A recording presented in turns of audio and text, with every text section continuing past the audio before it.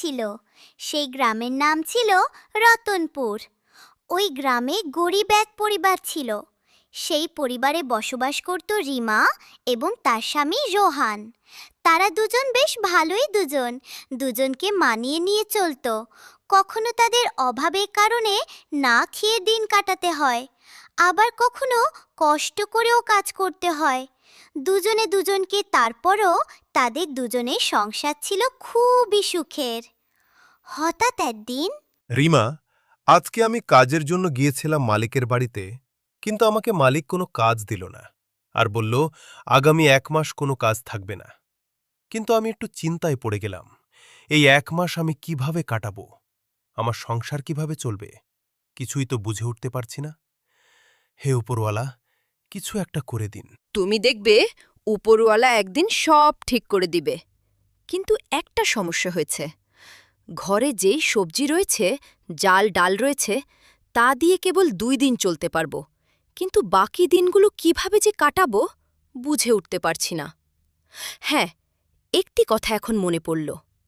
ছোটবেলায় মা যখন সিঙ্গারা বানাতো, তখন আমি পাশে বসে থাকতাম। হয়তোবা চেষ্টা করলে আমিও বানাতে পারবো। একদিনে যা সবজি রয়েছে তা দিয়ে আমি সিঙ্গারা বানিয়ে দিব, আর তুমি গ্রামের কোথাও এই সিঙ্গারাগুলো নিয়ে বসবে বিক্রি করার জন্য। যদি ভালো হয় অবশ্যই মানুষেরা এসে নিয়ে যাবে, আর যদি বিক্রি হয়ে যায় তাহলে সেই টাকা দিয়ে আরও সিঙ্গারা বানানোর সবজি নিয়ে আসবে। দেখবে এইভাবেই 1টা মাস পার হয়ে যাবে। আমার উপর ওয়ালার উপরে অনেক ভরসা রয়েছে। এই কথা বলে তাদের দিন চলে গেল। পরের দিন সকালবেলা ঘুম থেকে উঠেই রিমা সিঙ্গারা বানাতে লাগলো, আর এদিকে রোহান চলে গেল নতুন কোনো কাজের খোঁজে। কিরে রোহান, আজকে কাজে যাসনি? তুই তো কাজ বাদ দেওয়ার ছেলে নোস, তাহলে কেন আজকে কাজে গেলি না? কালকে আমাকে মালিক কাজে যেতে মানা করে দিয়েছে আর বলেছে 1 মাস কোনো কাজ থাকবে না, এই 1 মাস বাড়িতে কাটাতে হবে। কিন্তু আমাদের কাছে সেরকম টাকা পয়সা নেই যে এই 1 মাস বসে বসে কাটাবো। তাই ভাবলাম একটু এদিক সেদিক গিয়ে দেখি যদি কোথাও কাজ পাওয়া যায়। ও, এই ব্যাপার। তাহলে কি কাজ পাওয়া গেল কোথাও? না, অনেক খোঁজাখুঁজি করেছি, কিন্তু কোথাও কাজ পাওয়া যায়নি। যাই, এখন বাড়িতে ফিরে যেতে হবে। এইদিকে বউ আবার সিঙ্গারা বানানোর জন্য ঘুম থেকে তাড়াতাড়ি উঠে গিয়েছে। বাড়িতে গিয়ে দেখি সিঙ্গারা বানিয়েছে কিনা। যদি বানিয়ে থাকে তাহলে সেই সিঙ্গারা নিয়ে বেরোব বিক্রি করার জন্য। যদি বিক্রি করতে পারি তাহলে তো ভালোই হবে। হ্যাঁ, কথাটা ঠিকই। এই গ্রামে সেরকম ভালো সিঙ্গারা বলা নেই। যদি কথার কথা তোর বউ ভালো সুন্দর সিঙ্গারা বানাতে পারে, তাহলে দেখিস তুই ভালো সুন্দর বিক্রি হবে। আর যদি একবার বিক্রি হতে শুরু করে, তাহলে দেখবি আর কারোর কাজ করতে লাগবে না। সেই সিঙ্গারা বিক্রি করে তাদের সংসার চলে যাবে, কারো কাছে যেতে হবে না কাজ খোঁজার জন্য। আমি চাই উপরওয়ালার সেই শক্তিটা তোর এবং তোর বউকে দিক, যেন ভালোভাবে তোরা খেয়ে পড়ে চলতে পারিস। রোহান সেখান থেকে বাড়িতে ফিরে আসে, আর বাড়িতে ফিরে এসে দেখতে পারে তার বউ অনেক সিঙ্গারা বানিয়েছে, আর সে খুশি মনে সিঙ্গারাগুলো নিয়ে বেরিয়ে পড়ল বিক্রি করার জন্য।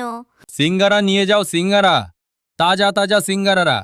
একবার খেয়ে দেখো, আবারও খেতে চাইবে। সিঙ্গারা নিয়ে যাও, সিঙ্গারা, তাজা তাজা সিঙ্গারা। অনেক সময় হয়ে গেল, এখন পর্যন্ত একটি সিঙ্গারাও বিক্রি করতে পারলাম না। কিভাবে যে চলবে সংসার বুঝে উঠতে পারছি না। হে উপরওয়ালা, এইভাবে কষ্ট দিও না। রোহান এইভাবে সিঙ্গারা বিক্রি করার জন্য সবাইকে বলছে, কিন্তু তার সিঙ্গারা কেউই কিনছে না। অনেকক্ষণ দাঁড়িয়ে থাকার পর এক ব্যক্তি আসলো সিঙ্গারা কেনার জন্য। ভাই, তোমাকে তো এই বাজারে আগে কোথাও দেখি নাই। তুমি যে সিঙ্গারা বিক্রি করার জন্য নিয়ে এসেছো সেটাকে ভালো টেস্টি হবে। আপনি এখানে একটি সিঙ্গারা খেয়ে দেখেন, যদি ভালো লাগে তাহলে নিবেন, আর যদি ভালো না লাগে তাহলে নিতে হবে না। রোহানের মুখে এই কথাটি শুনে ওই ভদ্রলোক একটি সিঙ্গারা খেতে লাগলো, আর খাওয়ার পর বলতে লাগলো, বাহ, খুব সুন্দর। এত সুন্দর সুগন্ধি এর আগে আমি কোথাও পাইনি। আমার খুব ভালো লেগেছে। তুমি এক কাজ করো, তোমার এখানে যতগুলো সিঙ্গারা রয়েছে সবগুলোই আমাকে দিয়ে দাও।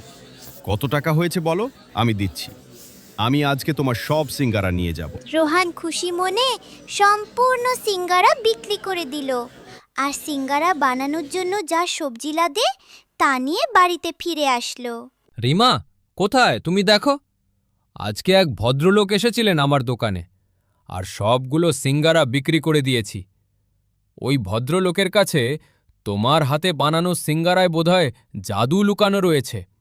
না হলে সেই ব্যক্তি একটি সিঙ্গারা খাওয়ার পরে তার খুব ভালো লাগলো, আর সবগুলো সিঙ্গারা নিয়ে চলে গেল। তোমাকে বলেছিলাম না, উপরওয়ালা কাউকে কোনোদিনও অসহায়ভাবে রাখে না। দেখলে তো আজ সেই কথা মিলে গেল। হ্যাঁ গো, তুমি ঠিকই বলেছ।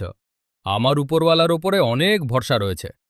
আর আমি যখন বাজারে গিয়েছিলাম সিঙ্গারা বিক্রি করার জন্য, তখন প্রথম দিকে একটি সিঙ্গারাও বিক্রি হচ্ছিল না। এইভাবে বেশ কিছুক্ষণ দাঁড়িয়ে থাকার পর আমি কি করব বুঝে উঠতে পারছিলাম না।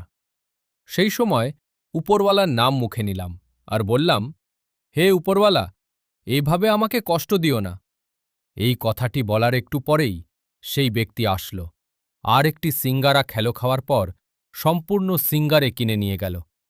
এতে বোঝা গেল উপরওয়ালা যেভাবেই হোক সবাইকেই ভালো চোখে দেখে। বন্ধুরা, এই পর্যন্ত গল্পটি কেমন লাগলো? যদি আরও ভালো গল্প দেখতে চাও তাহলে যা করতে হবে তা করে রাখো, যেন নতুন নতুন গল্প আসার সঙ্গে সঙ্গেই তোমার ফোনে চলে যায়।